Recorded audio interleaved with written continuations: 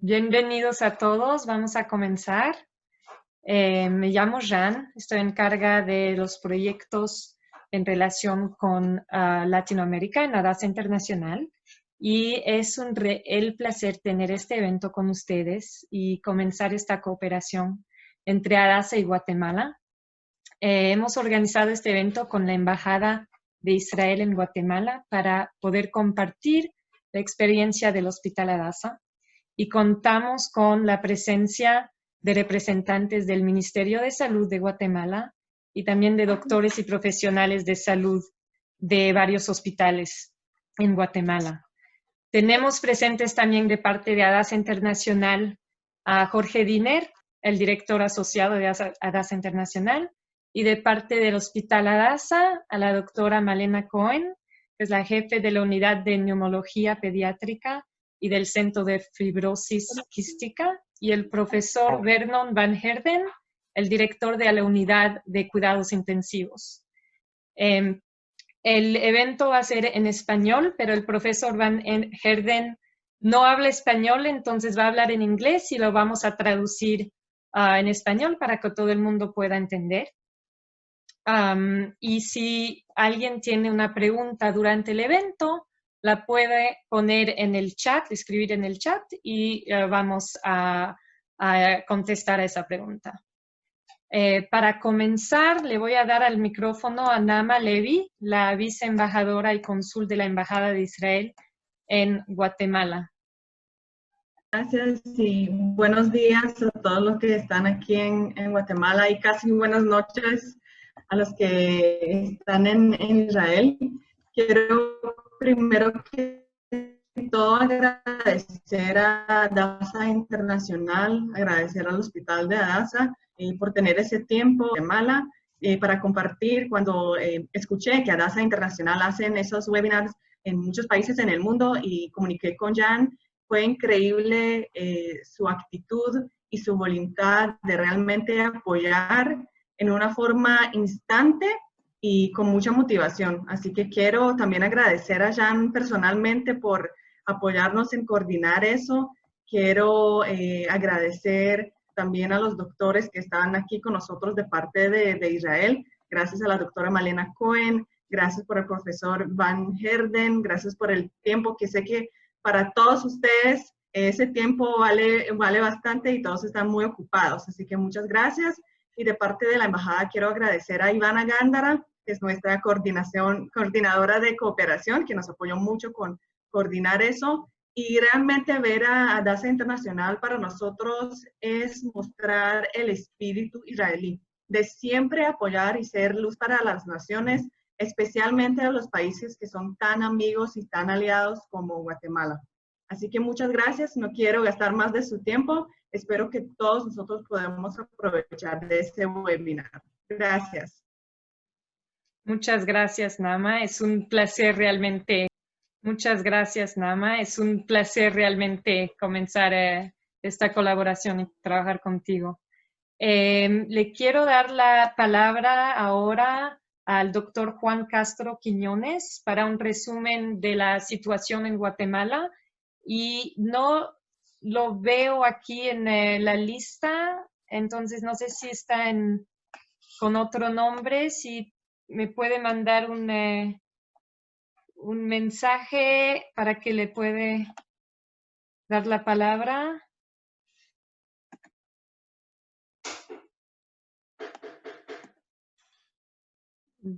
Bueno, entonces quizás no pudo conectarse, entonces le voy a dar la palabra ahora a Jorge para comenzar el evento y vamos a explicar. Y vamos a explicar para comenzar el manual de protocolos de ADASA para COVID-19. Entonces, Jorge, por favor. Muchas gracias, Jan. Y bueno, ahora me imagino que vamos a poder escuchar en unos minutos también la situación en Guatemala. Entiendo que la situación en Guatemala es una situación preocupante, como en muchos lugares del mundo. nosotros podemos decir desde la mirada israelí, con toda la experiencia que Israel y en particular Hadassah ha ganado, aún tenemos que enfrentar los desafíos de un virus que es desafiante en todo el mundo, un virus que desafía y que sorprende, que cuando uno piensa que uno puede relajarse y descansar, vuelve a aparecer y vuelve a atacar por otro lugar, pero realmente nuestro rol como Hadassah, creado hace más de 100 años con una misión humanista muy básica de, en su momento, llevar el conocimiento médico en ese momento lo que era Palestina y después se convirtió en el Estado de Israel, llevar para poder generar y crear medicina donde no la había y poder salvar vidas. Y hoy en día, después de 100 años, Hadassah no solamente que hace eso en Israel, sino que hace eso con sus vecinos, hace eso en todo el mundo, y este año nos ha tocado el desafío de poder ver de qué forma nosotros podemos colaborar y ayudar en compartir el conocimiento y las soluciones que se generaron y que se generan todos los días en Hadassah. Estamos en un proceso de una evolución, y mientras algunos se ocupan de desarrollar las vacunas que esperemos que sirvan y que lleguen y que estén al final del camino para salir de esta pandemia, mientras tanto hay que seguir curando pacientes, recibiendo, evitar el contagio, evitar la pandemia, frenar la infección y poder conseguir que los hospitales que administramos, y veo aquí que hay mucha gente de muchos hospitales en Guatemala, los hospitales que administramos puedan contener a los enfermos y administrar la actividad de tal forma que no solamente se cure a todos, sino que se pueda recibir a todos los enfermos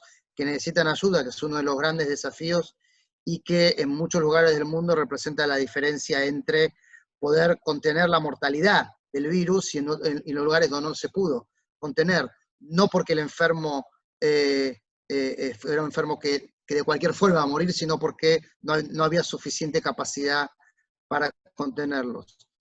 El manual que nosotros les vamos a presentar ahora, que es el manual de protocolos de Hadassah, tienen prácticamente el privilegio de ser los primeros que reciben la quinta edición en español. Si me dan un segundo ahí lo van a poder ver ahora en pantalla. Y este manual, como pueden ver, es un manual que en su primer parte lo que tiene es, de una forma muy simple y clara, concisa, está armado para poder administrar toda la actividad hospitalaria en tiempos de COVID. Lo que significa, por un lado, cómo hacer los traslados de un paciente de COVID al hospital, cómo recibir en la emergencia y hacer el triage de forma efectiva. Está pensado y armado de tal forma que un director de un hospital que no tiene ningún otro material en cualquier lugar del mundo puede recibir este material y en el detalle más pequeño poder saber cómo manejar prácticamente todas las situaciones importantes, cómo hacer la entrada, cómo hacer el alta, cómo hacer la despedida de un paciente moribundo, cómo poder facilitar que la familia se pueda despedir, uno de los desafíos más grandes en toda esta pandemia que produce un trauma a los que sobreviven la muerte de un familiar cercano, que no se pueden despedir, y bueno, en Hadassah, como en otros lugares también, hemos creado un protocolo para hacerlo, incluye toda esta primera parte también, al mínimo detalle, incluye el tema de la vestimenta y cómo desvestirse en toda la bata protectora. Una de las cosas que sabemos es que en el contagio del COVID, en este virus, el secreto está en los pequeños detalles, en las actividades concretas, en el orden en que se hace. Retirar los guantes antes de hacer otra actividad puede ser clave. Hadassah fue el líder en Israel en también hacer toda una política muy clara de frenar el contagio en el personal médico a través de pruebas hechas al personal médico de forma regular y al personal general del hospital, pero también de estos protocolos, con lo cual podemos estar orgullosos de decir que no hubo contagio dentro del hospital generado en el hospital. Sí hubo infectados en parte del plantel y del personal, pero infectados fuera del hospital. Con lo cual sí se pudo crear, y esto es importante, una barrera hospitalaria.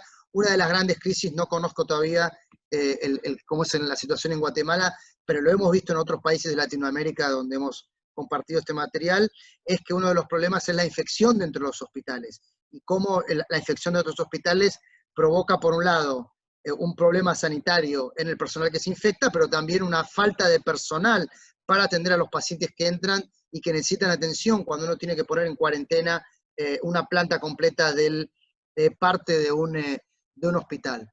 Toda esta primera parte también que tiene que ver con la administración del hospital en época de COVID, todo lo que tiene que ver también como, por ejemplo, todo el tema de la preparación de quirófanos, cómo manejar los quirófanos, tanto para las operaciones de emergencia, como vamos a tener después en la tercera parte de este manual, para las operaciones selectivas, una vez que los números bajan, los números de infectados bajan a un nivel en el que uno puede abrir o reabrir la actividad electiva de quirófano también, y aquí tenemos también en el manual, tenemos los protocolos de cómo reabrir la actividad quirúrgica electiva, que es sumamente importante. Justamente estaba leyendo un documento que sacó la Organización Mundial de la Salud del problema que tenemos este año y que se va a prolongar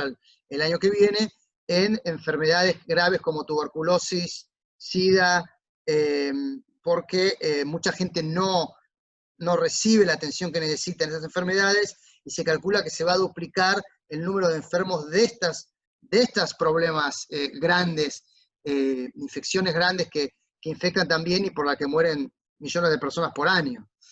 Con lo cual, poder manejar esta situación en la que uno maneja el hospital para atender pacientes de COVID, pero al mismo tiempo puede también tener en cuenta qué pasa con los pacientes de otras enfermedades, esto también está aquí en el manual, que está justamente en el capítulo que estoy abriendo ahora, que es todo el procedimiento médico selectivos durante la epidemia de COVID, que tiene que ver con cómo preparar las clínicas para poder atender pacientes, cómo se descartan los pacientes para una cirugía electiva, qué procedimiento se sigue, cómo hay que hacerlo.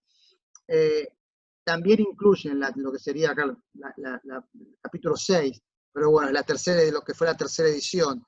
Estamos hablando, este es un artículo que salió en la revista más importante de administración hospitalaria, publicada por los directores de ADASA y de los departamentos que trabajan en el tema de COVID, y que tiene que ver con también cómo manejar la actividad de un hospital en una época de un COVID donde la incertidumbre de no saber hasta cuándo vamos a estar con esta pandemia obliga a los hospitales a tener que organizarse para poder manejar tanto los pacientes de COVID como a todo el resto de los pacientes, que si no, como yo les digo todo el tiempo, las enfermedades no se toman vacaciones. Entonces, las otras enfermedades también necesitan seguir siendo atendidas. Una parte muy importante del manual, que también fue agregada posteriormente, es lo que tiene que ver con la técnica ¿dónde estamos? Acá está. Con la técnica del pooling para las pruebas de PCR.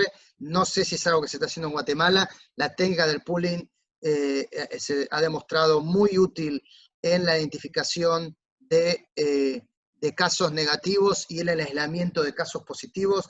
Técnica de pooling básicamente permite multiplicar, en el caso de ADASA, por la técnica que se usa en ADASA, por 8 la capacidad de hacer pruebas con la misma cantidad de tiempo y el mismo costo económico, poder hacer 8 pruebas en el espacio que se hace una, que eso permite descartar negativos de positivos. Imagino que la deben conocer, y si no, creo que es una técnica muy importante porque permite un grupo grande, una fábrica, una escuela, un hospital, uno puede poder identificar qué casos son positivos y qué negativos en un tiempo mucho menor y en muchísimo menor costo, que esto particularmente ha sido muy útil en varios países de Latinoamérica, donde no hay suficientes recursos para hacer test permanentes a todo el mundo, haciendo los test de una sola persona por tubo. La última parte, que esta es la adición que hemos hecho esta semana, es los protocolos de tratamiento de pacientes, que son los protocolos que están utilizando actualmente ahora en el Hospital ADASA, que también es una combinación y decisiones que se tomaron en ADASA del protocolo de terapia farmacológica, de las pruebas que hay que hacer de monitoreo para detectar, el uso de inhibidores, el uso de anticoagulantes y todo lo que tiene que ver con terapias con fármacos experimentales, todo lo que tiene que ver con el monitoreo, tratamiento de pacientes con COVID, que se está haciendo ahora mismo en el Hospital Hadassah. Lamentablemente, bueno, la situación que tenemos, Hadassah hoy en día es el hospital que tiene más pacientes, el número uno en la cantidad de pacientes en Israel. Tenemos un promedio de 100 pacientes por día, en todo momento. Y bueno, el protocolo que está usando es un protocolo que nos permite hoy en día, según lo que nuestros expertos y médicos entienden, nos permite mantener en control la situación hospitalaria, pero bueno, tenemos a nuestros médicos de Hadassah, que es lo que van a poder también responder a las preguntas que ustedes ya enviaron de antemano y algunas preguntas más que aparezcan en el camino para que les puedan explicar mejor. Este manual lo van a estar recibiendo vía electrónica apenas termina el webinar, y bueno, esperemos que les sea útil. Muchas gracias, Jorge. Ahora vamos a contestar a unas preguntas que nos mandaron antes. I'm going to also translate a little bit in English. Now we're going to start answering a few of the questions that we received. La primera pregunta que tenemos es sobre los protocolos de manejo de COVID dentro de las unidades de cuidados intensivos. So one of the first questions we have is about the protocols for COVID inside the intensive care units. So I'm going to ask Professor Van Heerden and Dr. Cohen to answer this question. All right. Melina, do you want to start? I think if you want to start, because they are asking about the intensive care unit, so maybe you can start and then I will following your answer. Perfect. All right. So stop me when you want to stop to translate, okay? I'll speak. And, yeah, okay, you make a sign. Perfect. All right, so in terms of protocols of management of the patient in the intensive care unit, there's a few things that need to be, in general, that need to be taken account of. The one is the two foremost things that we need to take care of is one is patient safety, and the other one is personnel safety. And in order to do that, en el manejo de los pacientes en las unidades de cuidados intensivos de COVID, hay que tener en cuenta varias cosas. Primero que nada, la seguridad del paciente, patient safety, and the second was? Personnel safety. La seguridad del paciente y la seguridad personal. So that management of these patients is very much simpler if the organizational matters are taken into account. So a separate area needs to be set aside to care for them. Tienen que tener una unidad separada para tener el cuidado de los pacientes, que son cosas simples pero muy importantes. Okay, with very careful delineation of an outside area and an inside area, with barrier between the two. Y con una separación en la ventilación de las áreas, que es muy importante, adentro, externa e interna. Okay, with one direction of flow of both patients and personnel, so that the patients and the personnel get dressed in protective gear and move in only one direction, so that there's no mixing of the two, and patients moving out of the area or personnel moving out of the area into a clean area.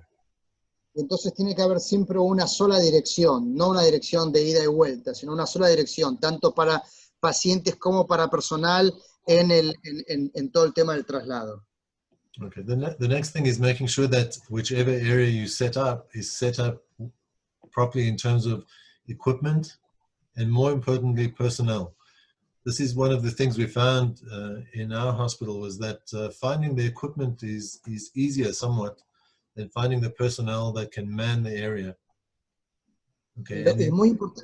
Y es muy importante cuando organizan la sección separada para el tratamiento de COVID, tener en cuenta decisiones que tienen que ver con decidir cuál es el equipamiento y cuál es el personal que tiene que estar ahí. Y por la experiencia que el profesor está compartiendo en Hadassah, dice, es más fácil el tema del equipamiento que el tema del personal adecuado para este tipo de trabajo.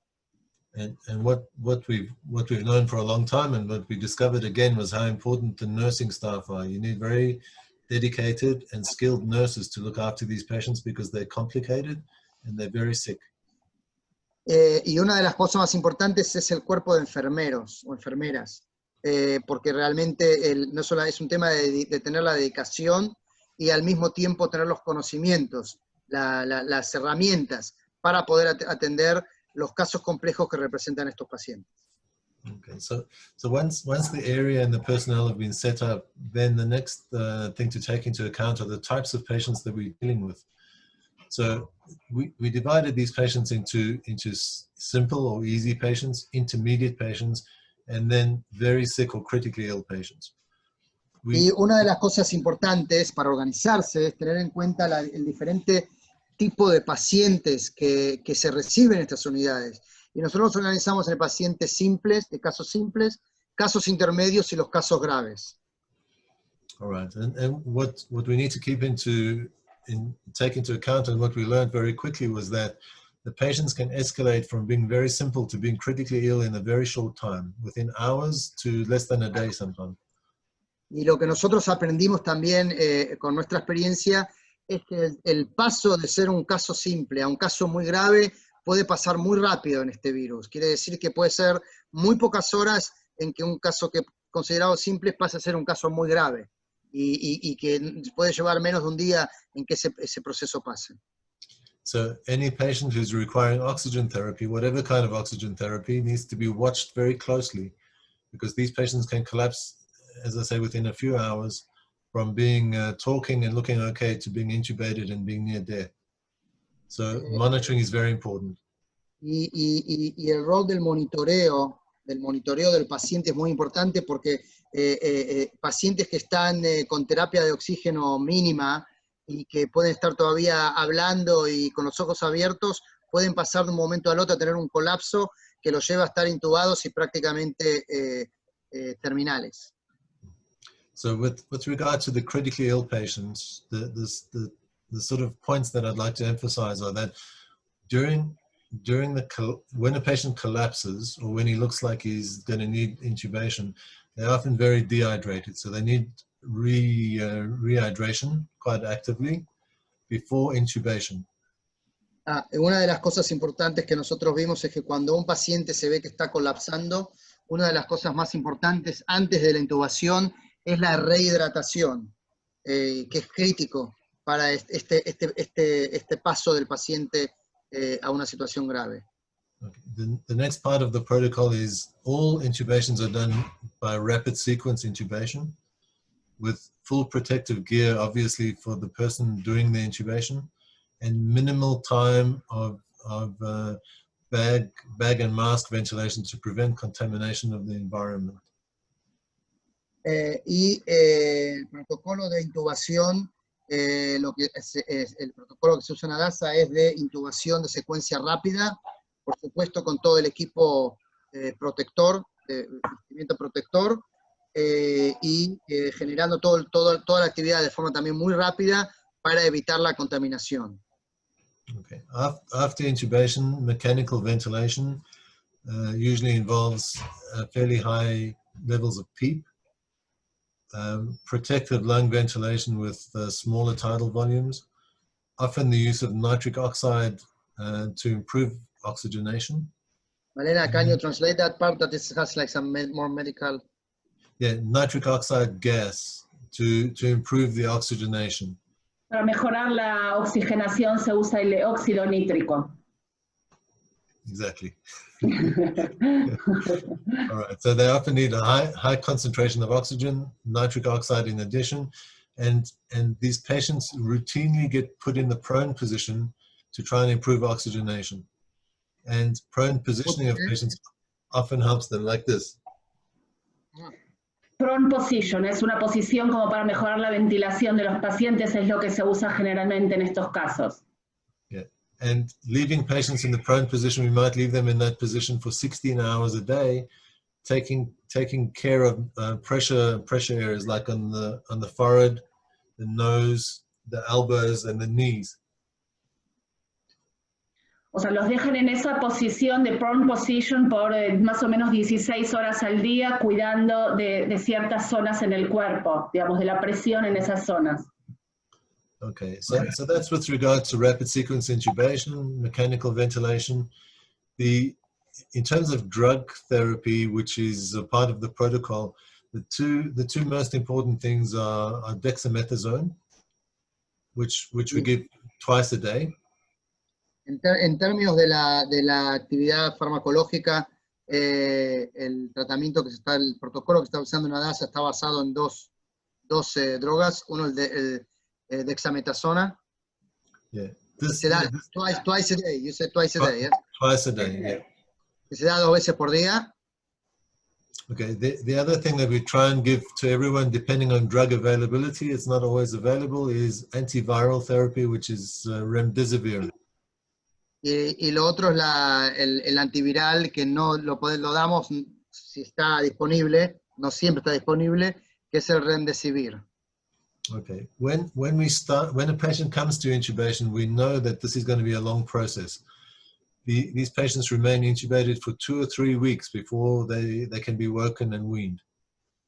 Cuando los pacientes entran en intubación, sabemos ya que van a estar intubados por 2 o 3 semanas, que es un tiempo largo, y que tampoco sabemos si van a poder ganar durante la intubación. During this time, because it's such a long time, the things that we have to be careful of are secondary infections like ventilator-associated pneumonia, line infection, and then problems with coagulation like DVT and pulmonary embolus, which are very common in these patients. Uno de los problemas a tener en cuenta es que muchos de estos pacientes que son ventilados pueden llegar a tener como consecuencia neumonía, como consecuencia de la ventilación, infección del line, de la vía. What else? What's the third thing? Problems with coagulation. Y problemas de coagulación. Estos son los pacientes que se anticoagulan. Yeah, so part of the protocol is that everybody gets anticoagulation, and we use enoxaparin, Clexane, and in therapeutic doses, not just preventative doses, something like 60 milligrams twice a day. Para estos pacientes se les administra Clexane y en dosis terapéuticas, no en dosis preventivas, 60 miligramos 2 veces al día. Okay, so with this treatment, we find that we get quite good results, and in fact, the deaths that we see, most of the deaths are related to complications of prolonged ventilation. So secondary infection, DVT, problems of ventilation like pneumothorax, intention pneumothorax. Muchos de los problemas que ven son los asociados a la ventilación. Por ejemplo, trombosis venosa profunda, infecciones, todo lo relacionado con la ventilación prolongada. Yeah, pneumothorax in particular. Pneumotórax también es lo que ven. Yeah. All right. I'll stop there for a moment and see if anyone needs clarification or further questions. ¿Hay alguien que... Jorge. Si alguien quiere alguna clarificación de esta parte para poder, pueden levantar la mano si ponen y hacer la pregunta. Si no, podemos seguir con la próxima pregunta, Joan. Sí, entonces, bueno, pueden escribir preguntas en el chat, pero vamos a continuar con las preguntas. Próxima pregunta es el manejo de los pacientes moderadamente enfermos. So the next question is about the protocols for moderately ill patients.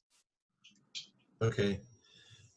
As I said, the most important thing about the moderately ill patients is to keep a very careful eye on them. So they need pulse oximetry as a minimum in terms of monitoring. because the rate of deterioration can be very fast, as I've said a few times.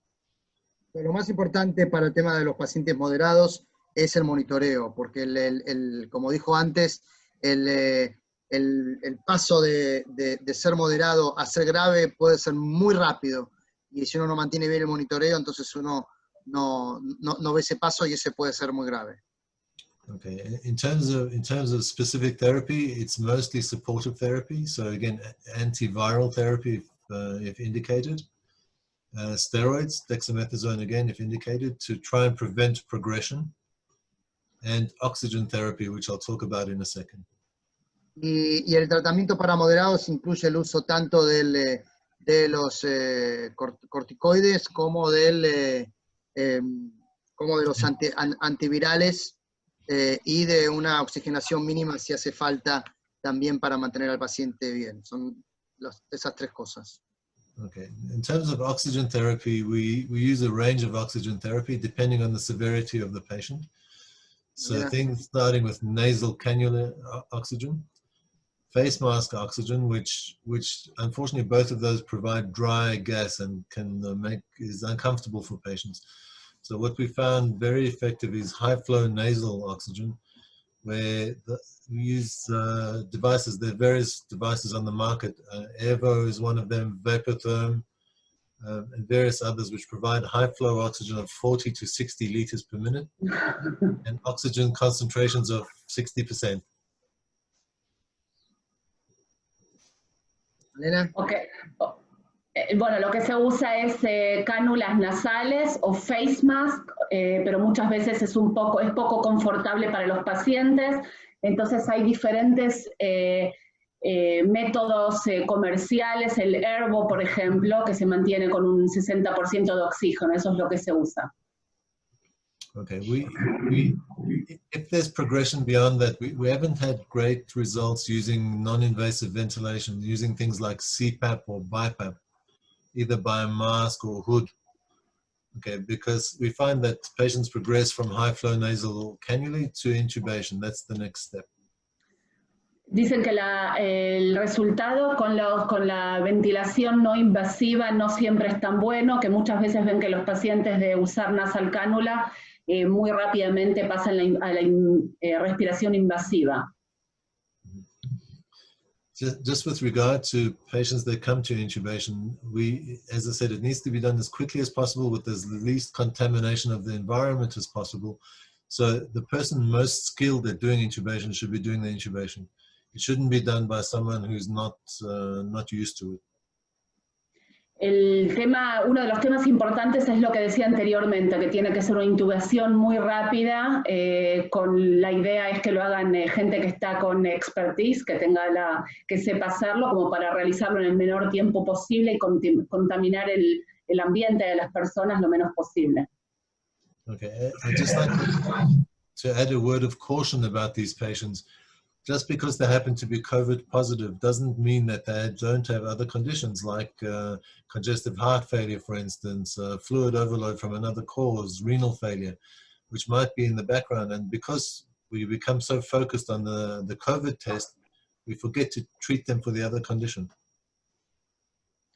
Dice que hay que tener en cuenta que muchos de estos pacientes, además de tener COVID-19 positivo, tienen otras enfermedades acompañantes, y que muchas veces el foco está puesto en tratar el COVID-19 y se descuidan diferentes enfermedades de base que tiene, como enfermedad cardíaca, como enfermedad renal, y que hay que tener en cuenta también de tratar eso simultáneamente. Okay, and the other caution is that COVID-19 it's a multi-system disease. It's not just lung disease.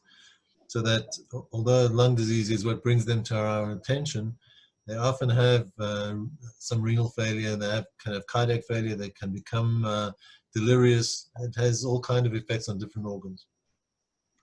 Uno de los temas importantes a tener en cuenta que este virus, el COVID-19, no es un virus que ataca solamente a los pulmones, que es lo que se pensaba en un principio, sino que es una enfermedad multisistémica y que puede llevar también a la insuficiencia cardíaca y a la insuficiencia renal. Es una enfermedad mucho más completa, mucho más sistémica que lo que se pensaba. The other thing is that patients who may not be sick from the COVID-19, but who happen to be positive for COVID-19, might be in hospital for another reason, like a woman delivering babies or someone post-surgery. And these patients can complicate the issue as well because they need to be kept separate, but they're not particularly sick from the virus.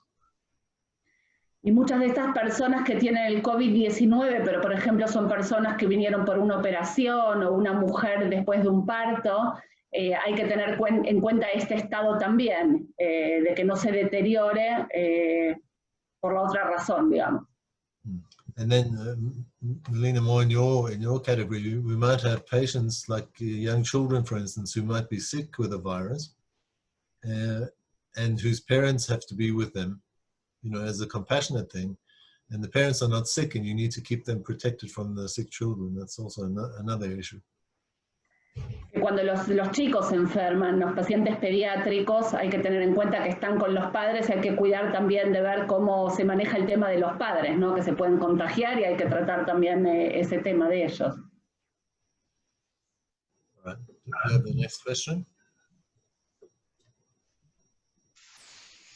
Yes. Entonces vamos a continuar con las preguntas. Sé que contestó un poco a unas preguntas y ahora vamos a preguntar a Malena, doctora Cohen, sobre la reapertura de consultas externas. So we're asking now Dr. Cohen about the reopening of external consultations. Ok, bueno, esto es un poco más el tema del que yo trato, ¿no? Yo soy neumonóloga pediatra y me dedico principalmente a pacientes, no solo pediatría general, sino pacientes con enfermedades crónicas. Por ejemplo, enfermedades respiratorias, por ejemplo, el caso de pacientes con fibrosis quística, con disquinesia ciliar primaria, bronquiectasias, enfermedades intersticiales y demás. En un principio realmente cuando comenzó toda esta pandemia se creía que, como decía el doctor Vernon, que la enfermedad era principalmente respiratoria y con el tiempo vimos que este virus es, como bien se decía antes, es una enfermedad multisistémica que afecta a los vasos sanguíneos, que afecta a diferentes sistemas y no necesariamente a los pulmones, sobre todo en la parte de los chicos, ¿no?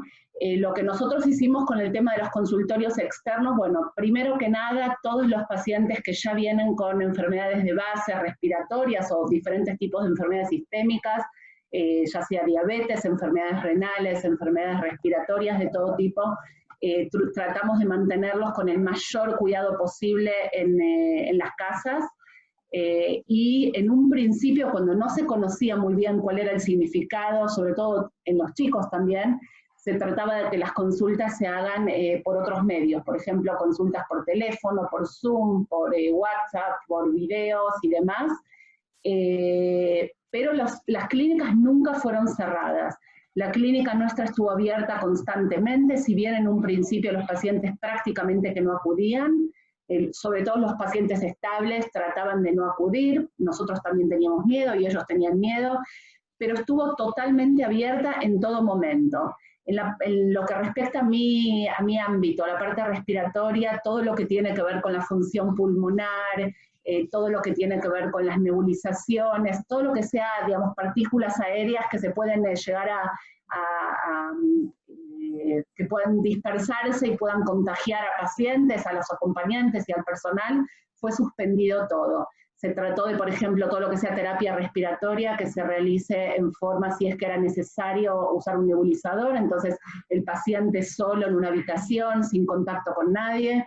Se trató de reemplazar todo lo que sea nebulizaciones por aero chamber y cosa de que no se dispersen todas estas partículas, el virus y demás. Y de a poco se empezó a ver que el virus, por lo menos en los chicos, no era tan terrible. Se podía tomar los cuidados necesarios, por ejemplo, en las salas de espera. Tratamos de que los pacientes sean citados en diferentes horarios y que haya la menor cantidad posible de contacto entre ellos. Las salas de espera prácticamente se anularon, los pacientes esperaban afuera, al aire libre, se los fue llamando muy de a poco, se sigue realizando eso, pero sobre todo en un principio fue así. Por supuesto que se disminuyó la cantidad de acompañantes, cada persona podía venir solamente con un acompañante como para disminuir el contacto con más gente. Bueno, se toma la temperatura antes de que entren a las salas. Nosotros estamos con máscara doble cuando atendemos a los pacientes, cosa de que si llegáramos a atender de alguna manera un paciente que tenga COVID-19, estemos protegidos, ¿no? De todas maneras, no se recibió y ni se reciben consultas externas pacientes con sospecha de COVID. Si el paciente tiene alguno de los síntomas, ya sea fiebre, ya sea algo respiratorio que podría tener que ver con el virus, no los recibimos en la consulta externa. Se los dice que directamente tienen que ir a la guardia respiratoria, que es específica, que los analizan a los pacientes y hasta tanto no tener los resultados, el paciente se queda ahí. Por suerte en ADASA tenemos la facilidad de que en muy poco tiempo, entre 2 horas, 3 horas, prácticamente muy poco tiempo el resultado está, pero no se recibe ningún paciente con sospecha de COVID en las consultas externas. No tuvimos ningún paciente, por suerte hasta ahora, que después de haber estado en la consulta le haya dado positivo, por lo cual estamos bastante tranquilos en ese aspecto. Sí se usa mucho más la media, se trata de que pacientes que están estables y demás, si no quieren venir al consultorio y vemos que están estables realmente, no vienen, pero el consultorio en ningún momento se cerró, siguió abierto totalmente. No sé si hay alguna pregunta específica que quieran hacerme sobre este tema, o si contesté a lo que preguntaron.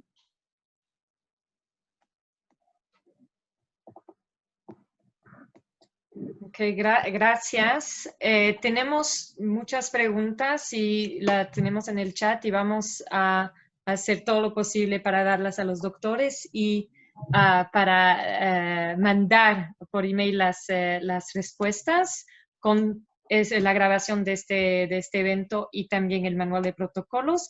Quiero dar la palabra ahora al doctor Juan Castro Quiñones, que está conectado ahora, que es el asesor del viceministro de Hospitales al Ministerio de Salud de Guatemala. Por favor. Gracias. ¿Me escuchan? Sí. Ok, muchas gracias. Muy buenos días a todos. Primero, agradecer la enorme oportunidad de poder intercambiar experiencias y sobre todo conocer la experiencia que han tenido que tienen tan connotados médicos en su especialidad y en el manejo del paciente COVID-19. Como ministerio damos las gracias por esta enorme oportunidad. Asisten a esta reunión nuestros directores de los hospitales especializados en el manejo del paciente con COVID-19, tanto pacientes moderados como pacientes críticos, de quienes ustedes van a empezar a encontrar sus dudas y sus impresiones. Pues no me queda más que agradecer la presencia de los médicos directores y la enorme oportunidad de poder conversar con ustedes, de intercambiar nuestras experiencias y de obtener la experiencia de este equipo de la Universidad de Israel, quienes han manejado y quienes tienen evidentemente muchísimo control sobre la pandemia, ¿verdad? Y resultados sumamente positivos. Gracias y podemos continuar. Muchas gracias. Muchas gracias. Quisiera agradecer a todos los presentes y también a los doctores de ADASA, doctora Malena Cohen y Professor Van Heerden. I'd like to thank everyone here and the doctors from ADASA and Professor Van Heerden and Dr. Cohen. Y para terminar y para concluir, le doy la palabra a Jorge Diner para terminar este webinar. Bueno, muchas gracias, Jan, y realmente consideramos que este webinar, este encuentro, es un primer paso en abrir la puerta para la comunicación que pueda fluir a partir de ahora entre ADASA desde Israel e Israel con Guatemala.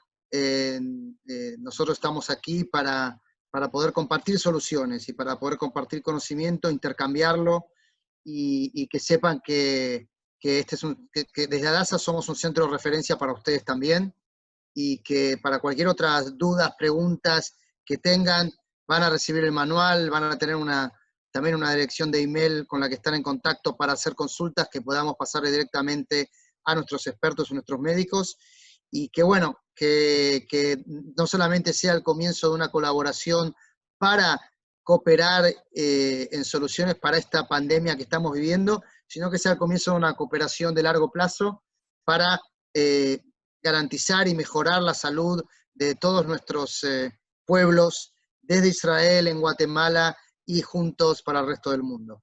Los saludo aquí desde Israel. Quiero agradecer también a la Embajada de Israel en Guatemala, y particularmente a Naama Levi, por haber coordinado e iniciado esta actividad, nuestra directora de Hadassah en Latinoamérica desde México, Ethel Feinstein, quien está aquí con nosotros, y agradecer su liderazgo en promover estas actividades. Y les deseo a todos que tengan la fortaleza y que sigan haciendo todo lo que pueden para poder seguir salvando vidas en este momento tan desafiante para todos y para toda la humanidad. Con un mensaje de mucho optimismo y fe desde Israel, los saludo y hasta la próxima. Shalom.